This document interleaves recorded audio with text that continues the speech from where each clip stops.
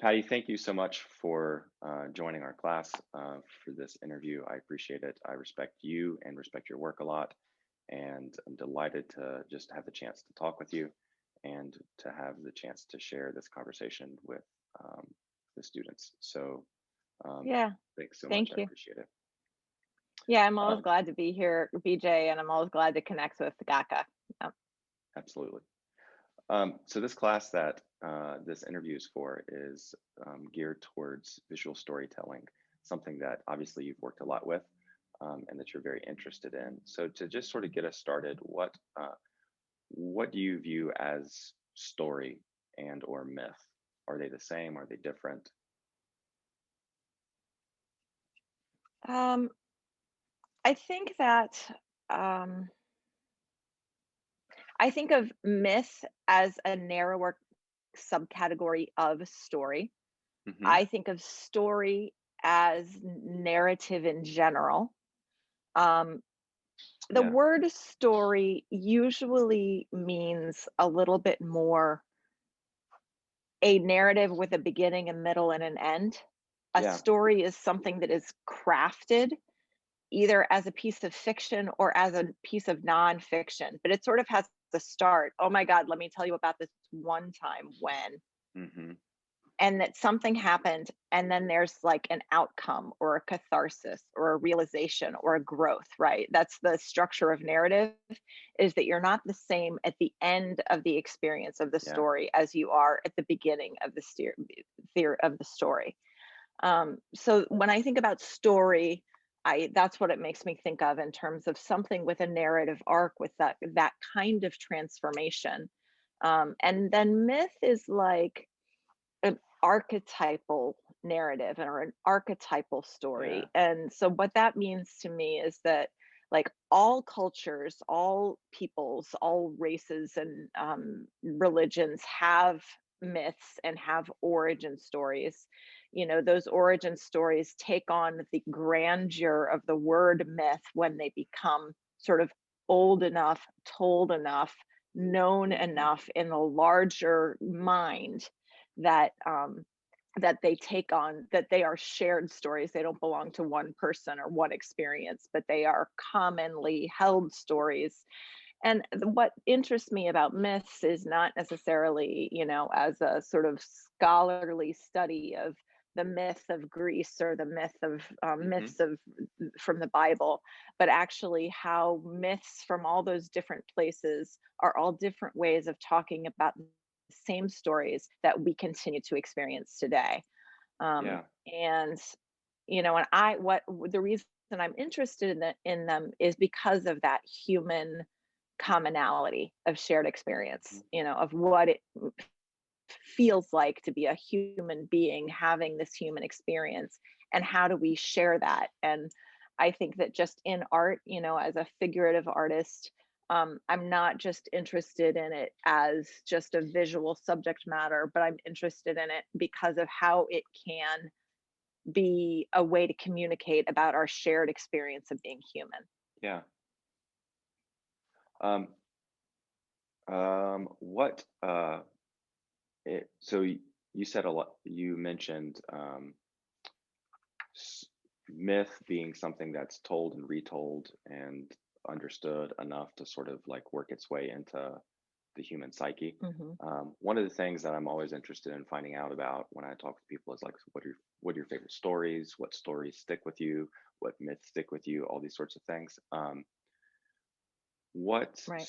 What people, and this could be like artists or it could be literature or anything like that, what storytellers stick out to you in like the broad swath of human history as these are really important stories and the people who are telling these stories are good? Right. When I was thinking about this question, I thought about Shakespeare, because I actually, before I was a painter, I had a background in theater and Hmm. scenery design. And so I definitely came into painting already with a strong interest in narrative. And so, you know, Shakespeare is obviously one of the greatest storytellers of all Yeah. time. And his plays, continue to be watched because you see in those emotions of love, of comedy, of heartbreak, of Yeah. struggle, of jealousy, of, miscommunication, just like your own lived experience. And that's really, it's always exciting to be able to have a personal connection with a story. Um, Other favorites, I mean, actually, honestly, going all the way back to my early theater was like stories with like Aeschylus, right? And like the Furies and Oedipus and Yeah. right, all of the cycles of tragedy, whether going Yes. back to Homer and the Iliad and the Odyssey, Oh my gosh. in my early background in theater, like getting into those really early Greek myths, they just felt so grand. They just felt so, it was like we live in this contemporary scientific like world. It seems like the age of miracles has passed. But in those stories, in those mythic stories, there is a larger sense of possibility and imagination and grandeur Hmm. and epicness and Yeah. monsters, and and I think all of that really appealed. I mean, I'm thinking about now, actually, when I was younger, my favorite stories were all like, frankly, fantasy and Yeah. science fiction, and stories like um Tolkien, although like Ursula Le Guin, actually, Uh-huh. maybe, or Yeah. even like C.S. Lewis. Yeah. um Anything that sort of, on one hand, had human characters with their struggles and trials, but then just magical realism, elves, anything like Gosh, that. I I just love it. loved anything like that. And so I think now, as an adult, I still haven't quite outgrown my love for all of those sort of fantasy, like imaginative, like magical, like that line from Dickinson. I dwell in possibility, a fairer house than prose, right? And Oh, as an yes. artist, like, I'm not actually interested in nonfiction. I'm actually really interested in fiction and like things that you can imagine and create that are not necessarily just a scene at a restaurant or a girl in a bathtub, right? Like, I'd like to have the freedom to Yeah. there's a lot more to the world. Like, in the world of the imagination, the world of the imagination is so much bigger. You asked Yeah. me, like, what are your favorite stories? Anything that is like that Joseph Campbell Oh, heroes yeah. myth, Hmm. any of those, I love those. I love those hero myth narratives. Frankly, I love Star Wars. That is a classic heroes myth narrative. Luke Skywalker isn't supposed to be your favorite character, but he's my favorite character because he's the hero and he's the one Yeah. who like goes through that cycle, right? That's right. Um, and I think also when you're a painter and you do kind of go on a quest to become a painter, and you have to find a mentor, and you have to like go past the threshold guardian, and you have to like go through trials, and then you Hmm. come to realization. And so, like, as you're growing as an artist, I think you see yourself like in that narrative. Yeah. So I've always loved those, and I see, yeah, Yeah. there's a lot of parallels for makers, I think. All right. Yeah. So this is like jumping around a little bit in the questions that I sent you, but it seems like a good time for it. So I know Joseph, like the hero's journey or the hero's cycle with Joseph Campbell a lot. And Hmm. I've actually, like, this is a whole aside. I had a professor in seminary apply that, or encourage us to apply it to thinking about faith issues, Hmm. regardless of what the faith tradition was, as a way of like conceptualizing um, what happens in the stories. And that was just like a aha moment for me, because then it led me to be able to do the same thing with human life, whether it's like me going towards a vocation and trying to like apply the hero's journey, like you're saying, as a painter towards Hmm. that process. So, sort of dovetailing into that, um, how in the world can you think about a painting that addresses the hero's journey, like the whole cycle? I um I think in painting, and you were asking about telling a whole story or taking a particular point. My approach thus far has been more to actually to take a particular point in a story. That Yeah. and I think it actually does come a little bit from my theater background. Like, what is the moment in the drama? How do you set the characters on the stage? How do Hmm. you costume them? How do you light them to Yeah. then tell make create a vignette of that moment in the story? So when I did Orpheus and Eurydice, I had Hmm. identified this moment of Orpheus playing music for Eurydice, who's the queen of the underworld. And because for me, what was interesting about that story that seen told in other ways, but for one thing, it wasn't Hades, it wasn't the lord of the underworld who was convinced by Orpheus. It was the woman. It was the queen of the underworld. It was Yeah. Persephone, right? Who is so moved by his sincerity, by the beauty of his playing and like his the love that she is the one who says, Hades, you gotta help this guy out, right? And Yeah. and that moment of motivation, right? What is it that makes us, that motivates us, that inspires us? So for me, and honestly, that also was my connection to the story. Like, what Mm. does keep you sustained? What in Because you can, any story that I paint is also in some very layered way a self-portrait. It also That's right. is Yeah. somehow, right, I got interested in that narrative because of how I was Hmm. understanding that narrative in terms of relation to my own life. So Yeah. with Orpheus, it's kind of about how far do you have to go to for what you love? How Hmm. willing, all the way to the underworld, on what Hmm. kind of quest, and what motivates you, and that story is always about is about beauty and effort in beauty, excellence in beauty. Yeah. So I tend to more not think about in painting and in narrative art trying to tell the beginning and the middle of the end of the story, but Hmm. to just tell to create a compelling image about one moment in the story. Yeah. Um, I've been thinking about actually Gauguin's painting. Who are we? Where do we come from? Where are we going? Right. Yeah. And that painting is a multi-figure piece that's almost like told in a series of vignettes, right? It's not just one little image, it's actually a collection of images. And so this is actually something I'm kind of planning for a new painting, is instead of actually telling, just having a painting be just one image and one moment, actually have it being kind of a collage of Hmm. images in one painting that tells multiple points in a story. So I think there are actually, there are definitely lots of different ways to do it. Then, of course, is the problem with those kinds of vignettes, like you think about the murals of like Thomas Hart Benton or other kinds of murals, when Yeah. they put all these vignettes into one big image, the image itself loses its power as a single image, right? Yep. Um, so I think there's advantages and disadvantages to both, to both approach.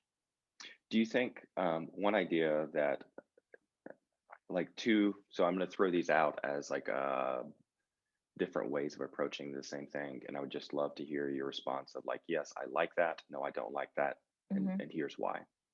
Um, one idea that I've had has been to think about collapsing the chronology of a story in, into a single image. Um, Hmm. so, so say like take a, I know biblical narrative pretty well, and so you take a narrative like the near sacrifice of Isaac or the binding of Isaac. Hmm. So instead of trying to portray like the moment when Abraham's knife is lifted and get to that single specific moment, what if Sarah was also there, which in the narrative, they leave her behind? And what if there are Hmm. servants on top of the mountain and there's a ram? And so it's taking different parts of the narrative and pushing it all together.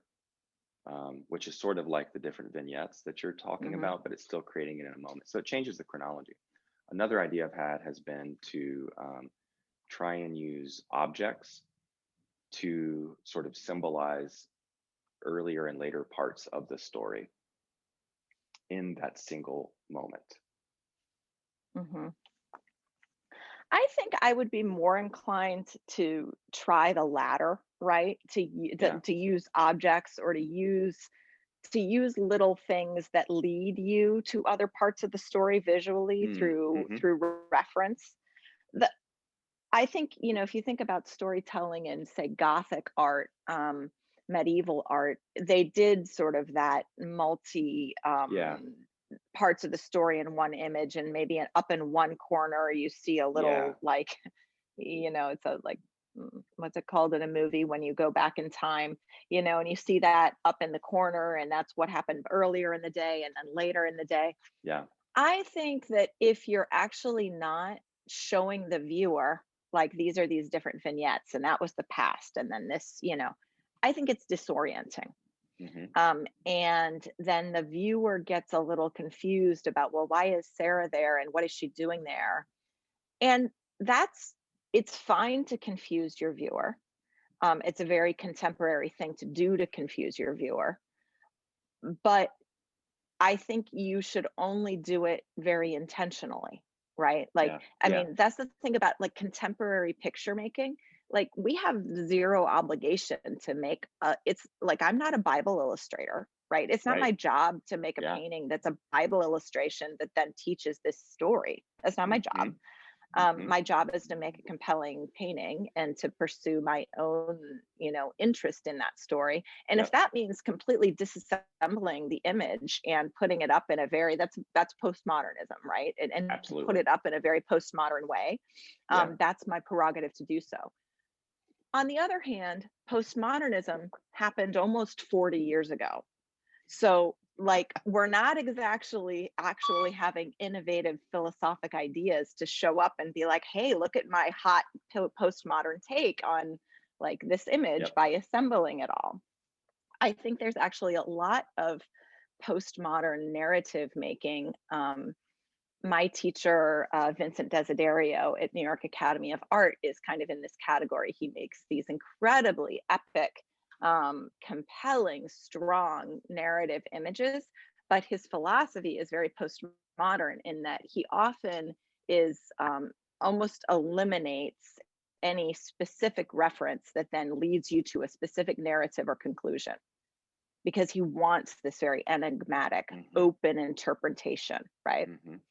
Um, so so those are all choices you get to Yeah. make. I Yeah. think for me, I actually prefer, instead of sort of the enigma and the sort of, well, the eye, truth is in the eye of the beholder, and you can just interpret this however you want to interpret, I actually feel like that's a little bit of a cop out, a sort of nihilistic approach to say that like nothing has any meaning. We're just making paintings. Like, let's go to the bar.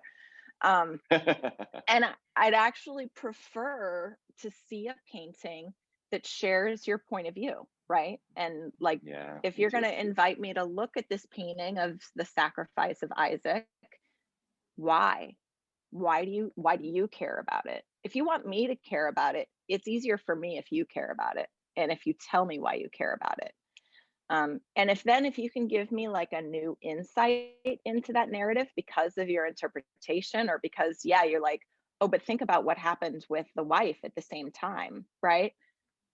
That, I think, then that's why I like narrative, is because it actually enables new conversations, new interpretations, and talking about, Yeah. well, in 2021, I think about this story this way, thinking about maybe issues of like gender and objectification, Yes. and like I'm going to have a Yes. different take on that than an artist did 100 years ago. Um, Gosh, I just would love to spend, unlimited resources, like lots and lots of time, thinking and talking about how we go about engaging some of these contemporary issues with the Hmm. traditional medium of oil painting. So, like for instance, I'm thinking about the work that I've seen you do. oftentimes has resonances with classical myth. So like in your, I guess your last full show, um, there's Icarus, Hmm. um, and so I'm thinking, and then like you said, the Orpheus painting, um, and then Venus Apocalypse, and these sorts of things. How in the world would we engage um, gender and race and poverty and all these sorts of things with some of these classical myths? Right. I mean, you don't have to have I an think answer. it's, It's just like it's interesting yeah. to think about. Um, there's so I like narratives that like Icarus, because even if you don't know the myth of Icarus, most people kind of have a vague idea of Hmm. Icarus and the folly of Icarus, Yeah, right? And they yeah, try to fly and they fall. Pandora, right? People have a yeah, yeah, yeah. familiarity with the concept of opening a Pandora's box. So I try to find things that at least seem to be in the vernacular, in one's Yeah. mind, so that then I can use that as an entry point. So what are the narratives that make you think more about inequality? I've thought a lot about the Good Samaritan, like, Yeah. as the That's story. I think interesting. the story about the Good Samaritan is very much a story about race. Um, Hmm. um, I think there are a lot of narratives that you could do about race around um, the history of the United States, going all the way back Yeah. to the 1619 project, right? There is a lot of material that could be mined. Is it Titus Kaphar who I don't did, know.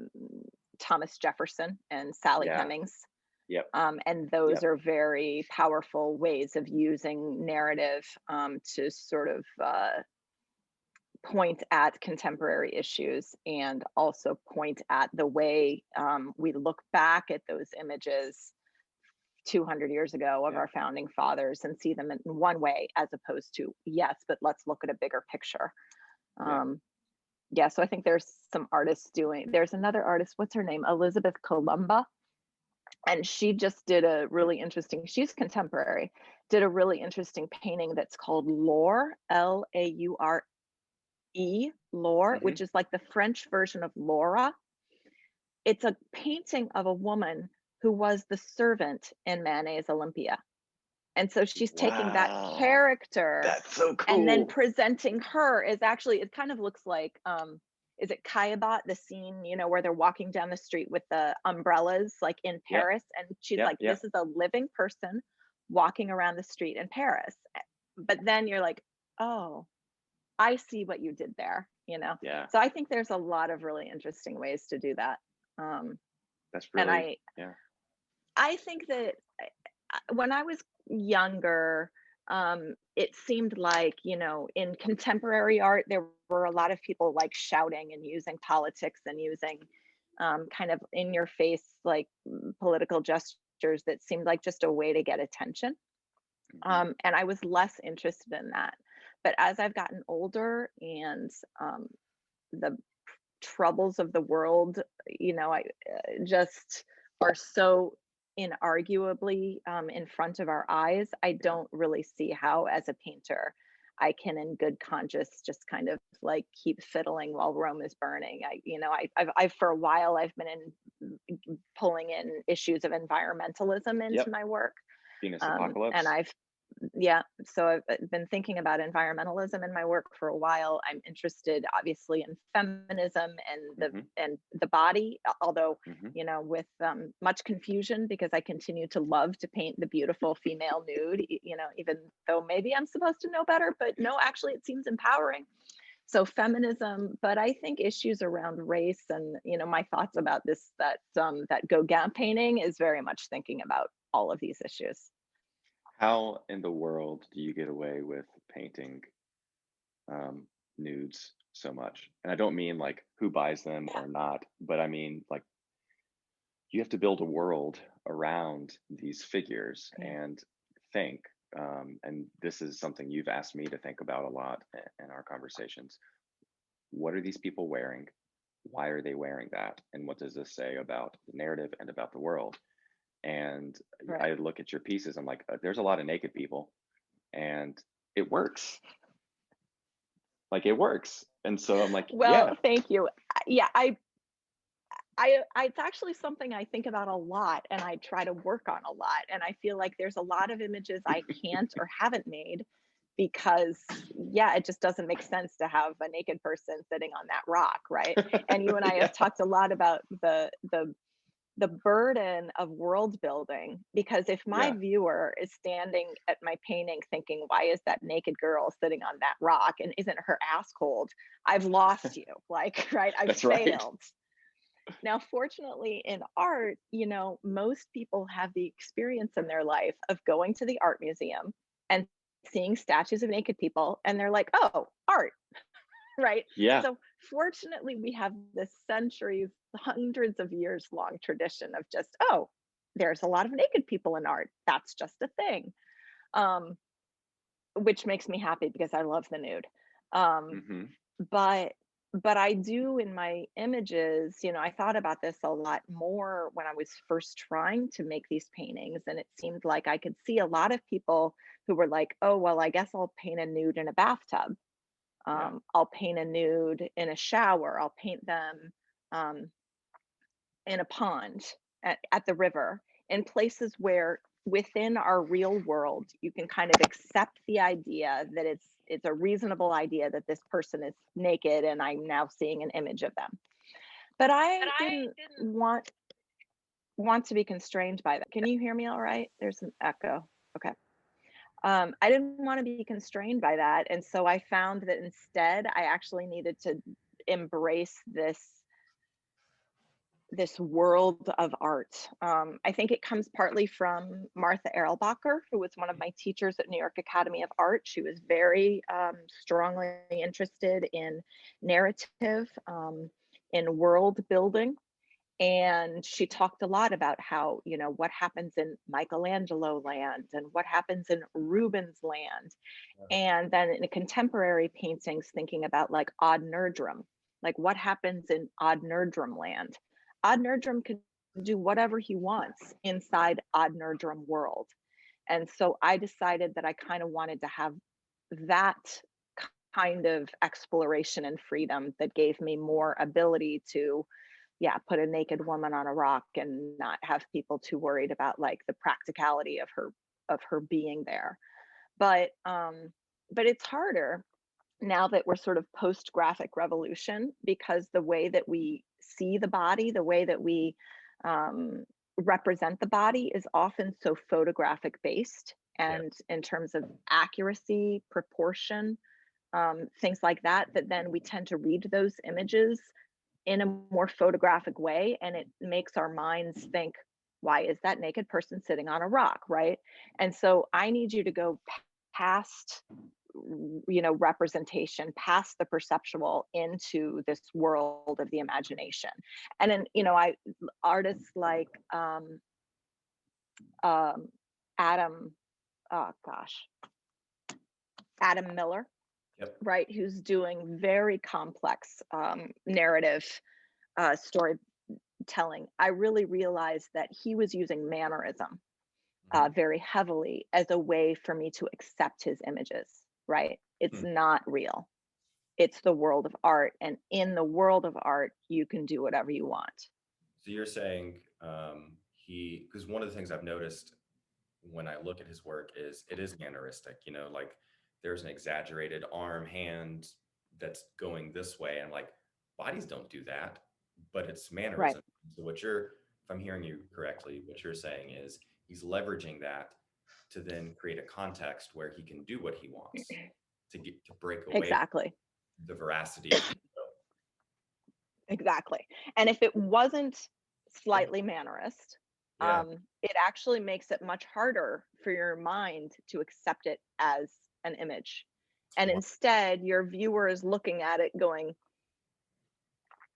thinking about the unrealisticness of this or that or the other. If Yeah. you take a very contemporary body Mhm. and render it in a very contemporary way, using photographs, like super accuracy, even just the sort of observational tradition of the atelier. Yeah. If you put that into a painting and try to include a fawn and a siren and a leaping this, your mind will not accept it. That is fascinating. Immediately I think of, using mannerism, just because we're talking about that, Hmm. or the conversation of open versus closed form. Another way Hmm. I would describe that is just how resolved is something. Hmm. What are other strategies that you can think of that would open up the ability to create make-believe worlds?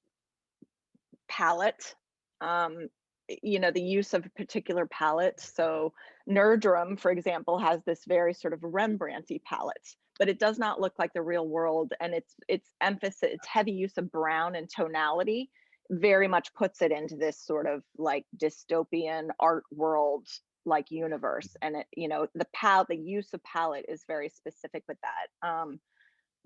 Chroma, either a lot of either hyper saturating the chroma. Sometimes you see, I don't know if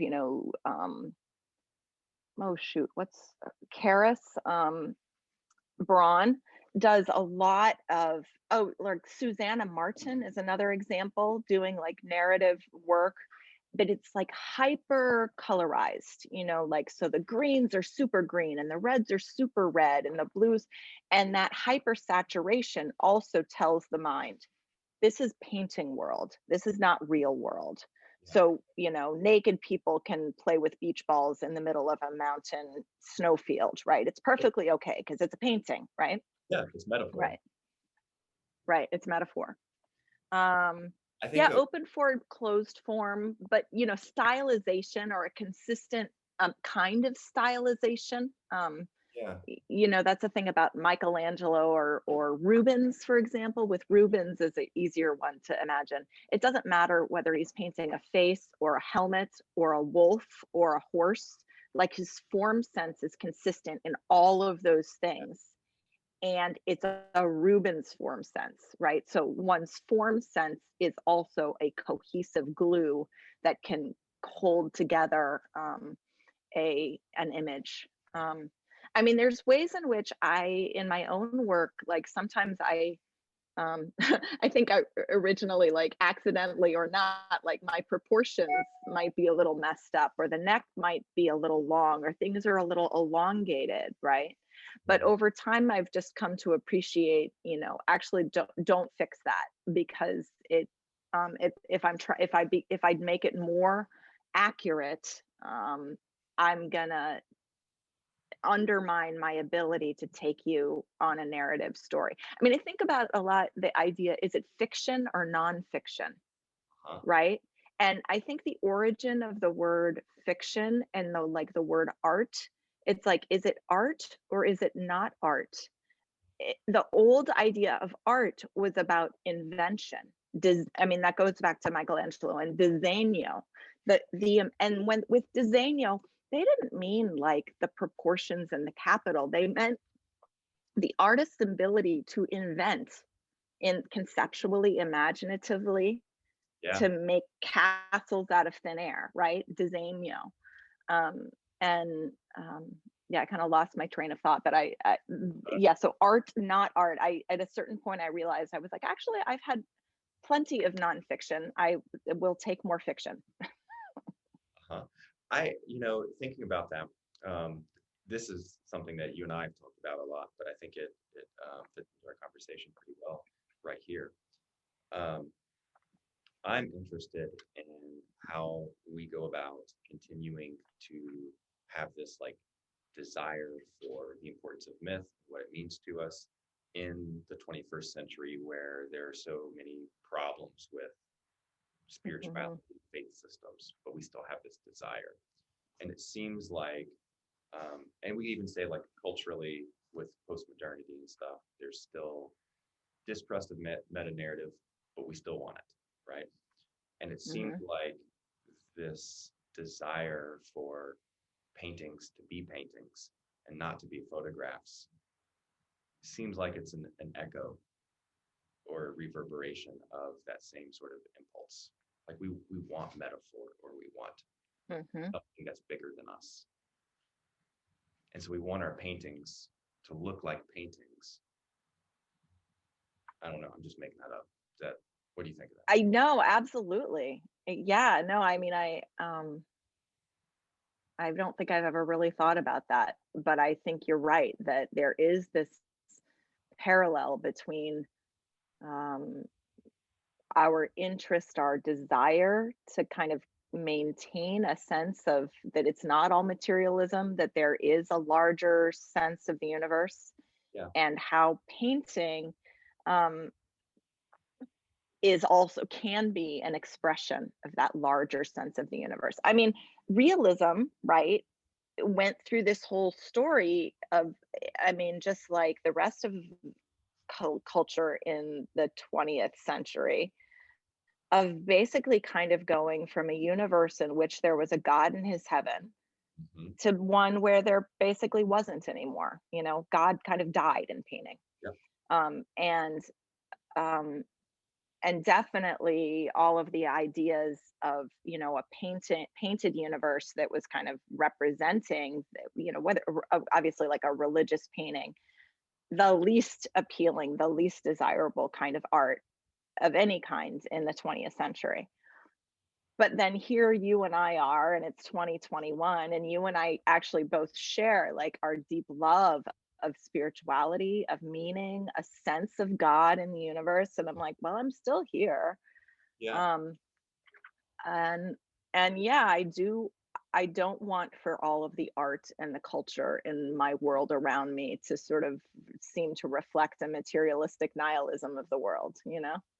I want it to reflect a larger, that the world is bigger than me and the world is bigger than you, and that there is some meaning to our lives. Yeah. Yeah. Who I this mean, I think I've talked about this. Like, I also think about what, you know, what are our paintings for? And how are we fed by the paintings that were made before us, and or the arts, you know, or or storytelling, Shakespeare? How are we fed by those things? How do we, you know, and we need them. Like, I seriously need them in my life as a source of consolation, understanding, inspiration, right? And we as makers, like, what are we making for like our kids who in 20 years, like, what are they going to need? You know, what are they, what kind of, in the future, we're sending messages into the future, you know, about how we managed to make it through this particular like crux of Yeah, the experience of history, right? that's fabulous. That's yeah. I think Yeah. that's But yeah, it's interesting. I hadn't really thought too much about the parallel between, you know, sort of fiction versus nonfiction in art, and our what our cultural need is for sort of spirituality in a larger sense. Um, but also, I mean, I think in my own work, I think that has been another reason why I have felt more and more comfortable um, exploring subject matter, or even just handling, that is not just about the scene, but is also sometimes about the unseen, or my sense of the imagined, or other layers of reality, or the spiritual experience that we're having. You know, are there ways that I can actually paint that?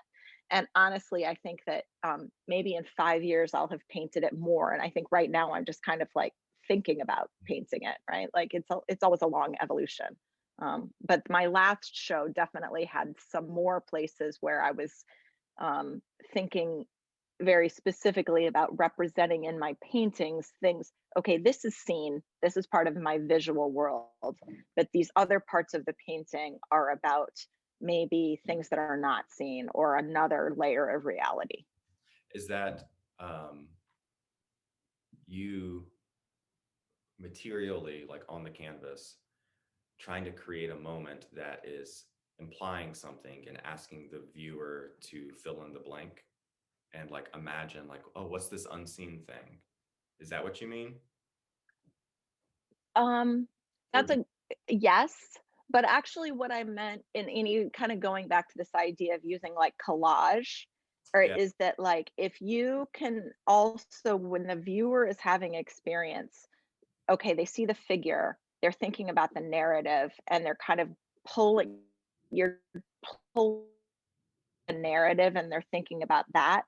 But Yeah. maybe there's this other part of the painting that is really completely about the painterly surface and the color and the drip.